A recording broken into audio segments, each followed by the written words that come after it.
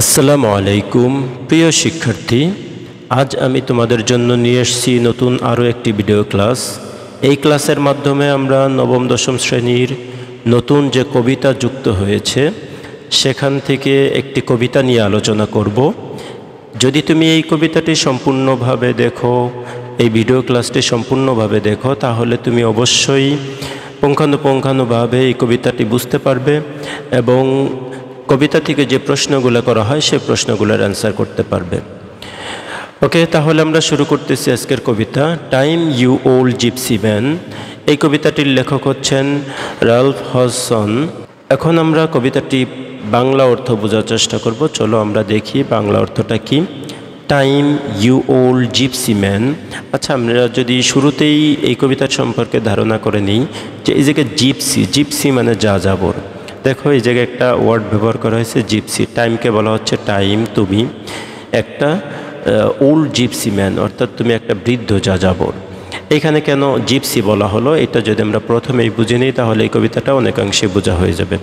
মূলত জিপসি বলা হয় যাযাবরদেরকে। যাযাবর কারা? আমরা জানি যারা এক স্থান থেকে তাদের অন্য স্থানে বারবার শিফট হয় এবং চলতে থাকে, তারা স্থায়ীভাবে কোথাও বসবাস করে না, এমন সকল মানুষকে আমরা যাযাবর বলে থাকি। আমাদের গ্রাম অঞ্চলে অনেক সময় বেদেদের দেখি, তারা নির্দিষ্টভাবে কোথাও বসবাস করে না, তারা এখানে আজকে তো অন্য ডিস্ট্রিক্টে অন্য দিন তারা হচ্ছে জায়গায় স্থানান্তর করতে থাকে। তাই কবি এখানে time you old gypsy man বলতে সময়কে বুঝাইছে একটা জিপসি ম্যানের মতো, যে তারা এই সময়টা কারো জন্য কোথাও স্থির হয়ে থাকে না। তো এইখানে জিপসি ম্যান বলতে সময়কেই বোঝানো হচ্ছে। উইল ইউ নট স্টে, তুমি কি আমার জন্য একটু অপেক্ষা করবে না, অর্থাৎ তুমি কি একটু থামবে না, একটু দাঁড়াবে না।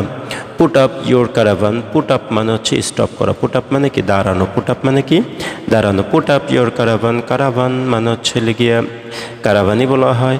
আর ক্যারাভান যদি ব্যাখ্যা করি তাহলে তোমরা বুঝতে পারবে, ক্যারাভান হচ্ছে যাযাবররা যে তাদের গাড়ি বহর তাদের যা কিছু থাকে সব কিছু নিয়ে এক জায়গা থেকে অন্য জায়গায় যায়।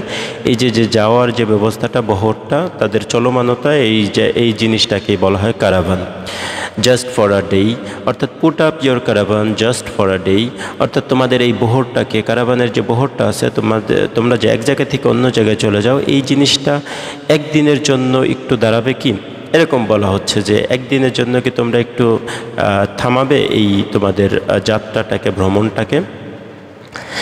তারপরে বলা হচ্ছে all things I will give you, সকল জিনিস আমি তোমাদেরকে দিব, অর্থাৎ তোমরা যদি দাঁড়াও তাহলে সকল জিনিসই আমি তোমাদেরকে দিব।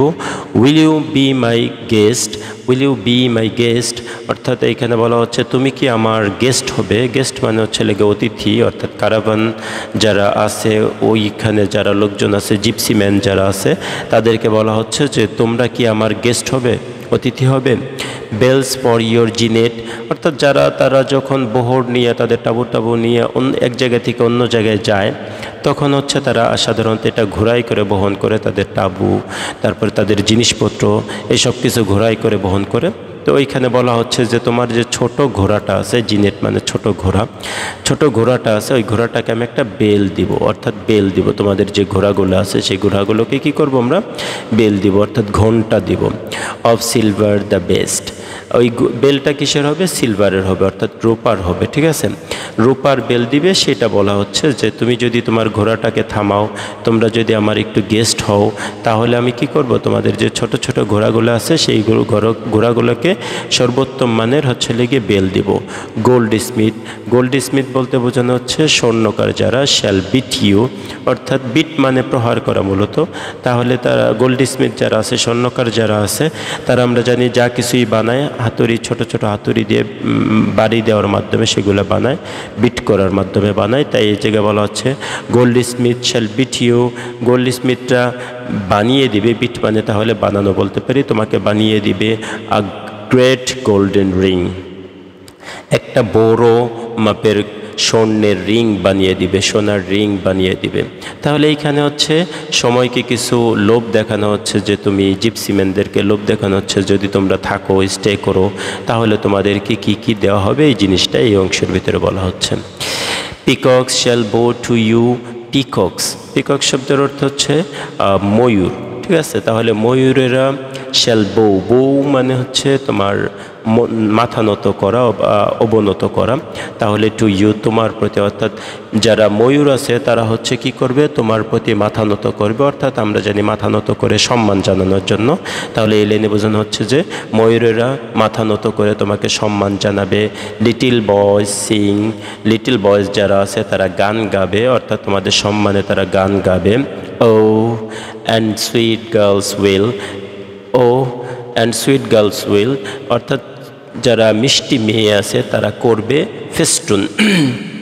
উইল ফেস্টুন অর্থাৎ হচ্ছে তোমাদেরকে সাজাবে। এই অংশটা আমরা একসাথে অর্থ বললে ইজিলি বুঝতে পারবো যে মিষ্টি মেয়েরা কি করবে, তোমাদেরকে সাজিয়ে দিবে। ফেস্টুন ইউ, অর্থাৎ এই পর্যন্ত মিষ্টি মেয়েরা তোমাদেরকে সাজিয়ে দিবে উইথ মেই, অর্থাৎ মে ফুল দিয়ে। মে মাসে যে ফুলগুলো ফুটে ওই ফুল দিয়ে তোমাদেরকে কি করবে, সাজিয়ে দিবে। এই ফেস্টুন শব্দের অর্থ হচ্ছে সাজানো। ফেস্টুন শব্দের অর্থ কি, সাজানো। তাহলে তোমাদেরকে সাজিয়ে দিবে মে ফুল দিয়ে। টাইম ইউ ওল্ড জিপসি, সময় তুমি হচ্ছ বৃদ্ধ যাযাবর। ওয়াই হ্যাস্টেন অ্যাওয়ে, হ্যাস্টেন শব্দের অর্থ হচ্ছে তাড়াহুড়া করা। তাহলে অ্যাওয়ে মানে হচ্ছে লোকে দূরে চলে যাওয়া। তাহলে তুমি কেন তাড়াহুড়া করে দূরে চলে যাচ্ছ, এটা সময়কে হচ্ছে কবি বলতেছে যে তুমি কেন তাড়াহুড়া করে দূরে চলে যাচ্ছ। লাস্ট উইক ইন ব্যাবিলন, অর্থাৎ গত উইকে এই সময়টা, অর্থাৎ এই জিপসিদেরকে, জিপসি বলতেই আমরা সময়কে বুঝে নেই। তাহলে এই জিপসি দলটা কোথায় ছিল, যাযাবরের দলটা লাস্ট উইকে ছিল হচ্ছে ব্যাবিলনে। লাস্ট নাইট ইন রোম, এবং গত রাতে ছিল তারা রোমে। Last morning in the crush, অর্থাৎ গত মর্নিং, অথবা এই যে আজকের যে মর্নিং সকালবেলা, নাইটের পরে সকাল আসে, এই জায়গায় নাইট যেহেতু বলছে এই জন্য এই জায়গায় মর্নিং বলতেছে। তো মর্নিংয়ে তুমি কোথায় ছিলে, ক্রাশের ভিতরে ছিল, অর্থাৎ একটা ভিড়, ঘন ভিড়কে ক্রাশ বলা হয়। আমরা যে ক্রাশ শব্দের বিভিন্ন অর্থ হতে পারে, তবে এই জায়গায় যেহেতু ইন দ্য ক্রাশ বলা হয়েছে এই জন্য ঘন ভিড়ের ভিতরে ছিলে। আন্ডার দ্য পলস ডোম, ডোম শব্দের অর্থ হচ্ছে তোমার গম্বুজ বোঝায়। আর পলস হচ্ছে একটা গির্জা, লন্ডনের একটা গির্জাকে বোঝাচ্ছে যে এই গির্জার নিচে ছিল, গির্জার যে ডোমটা আছে এই ডোমের নিচে হচ্ছে ওই জিপসিম্যানরা ছিল আর কি। হ্যাঁ, জিপসিম্যান বলতে কিন্তু সময়কে বোঝাচ্ছে যে সময়টা এখানে ছিল। আন্ডার পলস ডায়াল, অর্থাৎ পলস ডায়ালের নিচে ছিল। পলসের যে ডায়ালটা আছে, ঘড়িটা আছে, ঘড়ির যে সম্মুখ ভাগ, সামনের ভাগ, অথবা ঘড়ির কাঁটা যে এখানে থাকে ওই জায়গাটাকে ডায়াল বলা হয়। ঘড়ির যে চেহারা ওইটাকে ডায়াল বলা হয়। তাহলে আন্ডার পলস ডায়াল, এই যে ডায়াল শব্দের অর্থ তোমরা ঘড়ি বুঝতে পারো, ঠিক আছে। তাহলে ঘড়ির নিচে ছিলে। ইউ টাইটেন, টাইটেন শব্দের অর্থ হচ্ছে শক্ত করা, মজবুত করা আর কি। হ্যাঁ, ইয়োর রেইন, রেইন মানে হচ্ছে লেগে লাগাম, ঘোড়ার যে লাগাম থাকে আমরা জানি, টেনে ধরলে হচ্ছে ঘোড়া দাঁড়ায় যায়, ওই জিনিসটাকে বোঝাইছে যে তুমি তোমার লাগাম টেনে ধরেছিলে অথবা শক্ত করে ধরেছিলে। অনলি আ মুমেন্ট, একটি মুহূর্তের জন্য, অল্প কিছু সময়ের জন্য হচ্ছে তুমি কি করছিলে, এই লাগামটাকে টেনে ধরেছিলেন। And of অনস again, and of অনস again, অর্থাৎ এবং আবার ছেড়ে দিয়েছিল অথবা আবার চলে গিয়েছিলে। অফ টু সাম সিটি, অন্য কোনো সিটির উদ্দেশ্যে। নাও ব্লাইন্ড, ব্লাইন্ড শব্দের অর্থ হচ্ছে লেগে অন্ধ, ঠিক আছে। এখন তুমি কি হয়ে গেছো, অন্ধ হয়ে গেছো। ওম, অর্থাৎ হচ্ছে লেগে ইন দ্য ওম, অর্থাৎ হচ্ছে লেগে মাতৃগর্ভ। ওম মানে কি, মাতৃগর্ভ, মায়ের যে গর্ভ সন্তানটা থাকে ওই জায়গাটাকে বলা হয় ওম্ব। তাহলে হচ্ছে তুমি ওই ওম্বের ভিতরে অদৃশ্য হয়ে গেছো, অর্থাৎ সময়টা অদৃশ্য হয়ে গেছে, অথবা বলতে পারি কালের বিবর্তনে সময়টা এখন হারিয়ে গিয়েছে। Of to another Ira, Ira এই ওয়ার্ডটার উচ্চারণ হচ্ছে ইরা অথবা ইয়ারা, ঠিক আছে, দুইটা উচ্চারণই কারেক্ট। তোমরা যেটা ইচ্ছা সেটা বলতে পারো, ইরা বলাই সহজ, তাহলে ইরা বলি। অফ টু অ্যানাদার ইরা, এইটুকুনের অর্থ একসাথে বলতে হবে যে এখন তুমি চলে গিয়েছো অন্য কোনো যুগে। দ্যাটস ইন দ্য টম, যেই যুগটা হচ্ছে লেগে কোথায় রয়েছে, সমাধির মধ্যে রয়েছে, অর্থাৎ ওই যুগটা কোথায় রয়েছে, সমাধির মধ্যে রয়েছে, অর্থাৎ এই যুগটা হারিয়ে গেছে, অতীতকে বুঝাইতেছে যে তুমি অতীত হয়ে গেছো। সময় আমরা জানি সবসময় অতীত হতে থাকে, সময় কখনোই কারোর জন্য স্থির থাকে না যে বর্তমান থাকবে। Time you old gypsy man, তুমি হচ্ছে একজন যাযাবর সময়। You will you not stay, তুমি কি অপেক্ষা করবে না। অথবা তুমি কি একটু থামবে না? Put up your caravan just for a day. প্রথম লাইনটাকে, প্রথম অংশটাকে আবারও বলা হচ্ছে যে তুমি তোমার কারাভানটাকে শুধুমাত্র একটা দিনের জন্য থামাও। তাহলে আমরা এই কবিতার মাধ্যমে যেটা শিখলাম সেটা হচ্ছে সময়ের গুরুত্বটা এখানে আলোচনা করা হয়েছে, যে সময় কারোর জন্য অপেক্ষা করে না, সময় তার নিজস্ব গতিতে চলতে থাকে।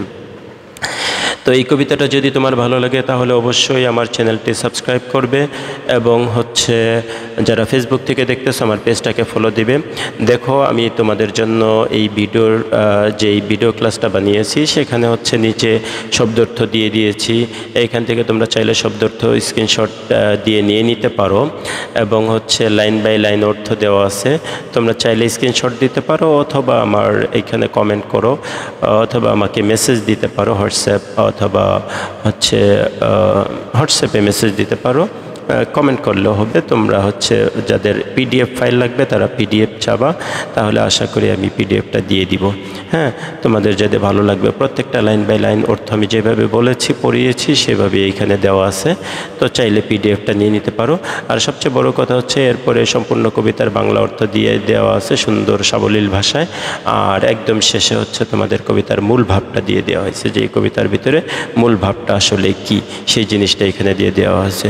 তাহলে ঠিক আছে, ধন্যবাদ। তোমরা আশা করি সকলেই মনোযোগ সহকারে এই কবিতাটি দেখেছ।